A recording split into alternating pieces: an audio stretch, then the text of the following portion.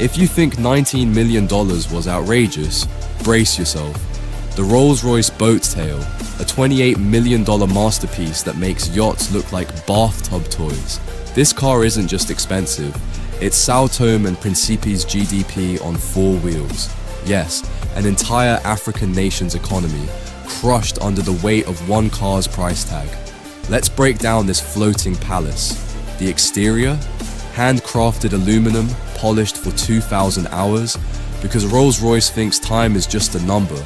The rear, a built-in champagne chest with crystal flutes, because picnics should always come with the side of bankruptcy. And that parasol, it's stitched with gold thread, because shade is for peasants. Inside, a dashboard wrapped in mother of pearl, seats upholstered in leather so soft it's illegal in 12 countries. But here's the kicker, only 3 exist. One's owned by a secretive tycoon who demanded his initials be engraved in platinum, another by a Middle Eastern royal who uses it to tow his private jet. And the third, it's rumored to be buried in a Swiss vault, guarded by lasers and lawyers. Why $28 million? Because this isn't a car, it's a declaration of war against logic, sanity, and every budget ever written. And guess what? We're just warming up. Hold on to your wallets, because we're diving into a car so legendary, even God would need a loan to afford it. The 1963 Ferrari 250 GTO, a $70 million symphony of speed that makes Dominica's entire GDP look like pocket change. Let that sink in. This car's price tag equals 12% of Dominica's economy, and it's not even street legal. Let's decode this Italian beast. The exterior? A time capsule of 1960s racing rage. Every curve was hand-sculpted to cheat the wind. And humble millionaires.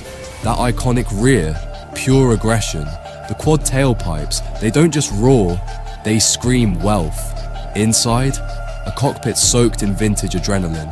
No airbags, no touchscreens, just a wooden steering wheel, cracked leather seats, and a gear stick worn raw by racing gloves. Why? Because in 1963, safety was for losers, speed was religion. But here's the twist, only 36 were ever made. One sold for $70 million, another sits in the Louvre of Cars, the Ferrari Museum, and the rest, owned by phantom billionaires who'd rather die than sell.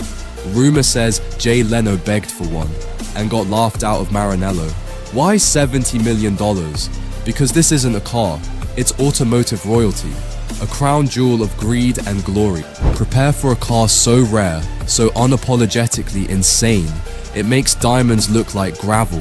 The Pagani Zonda HP Barchetta, a $17.5 million roadster that costs more than 3 times Kiribati's GDP. Let that sink in. 3 of these cars could literally buy an entire Pacific Island nation and still have change for a private jet.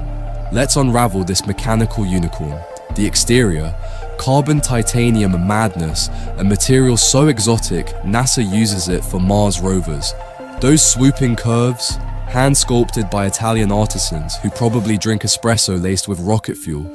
And the rear, a triple exhaust setup that sounds like Satan's symphony orchestra, tuned to destroy eardrums and bank accounts.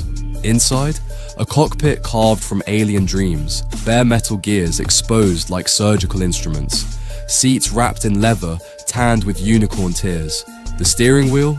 Naked carbon fiber, no buttons, no screens, just raw, unfiltered speed. But here's the kicker, only 3 exist. One's owned by Pagani's CEO, another by a crypto king who paid in Bitcoin and lost the password. The third, buried in a Swiss bunker next to the Ark of the Covenant. Why $17.5 million? Because this isn't a car. It's a middle finger to physics, finance, and anyone who thinks reasonable is a word. And guess what? We're just hitting ludicrous speed.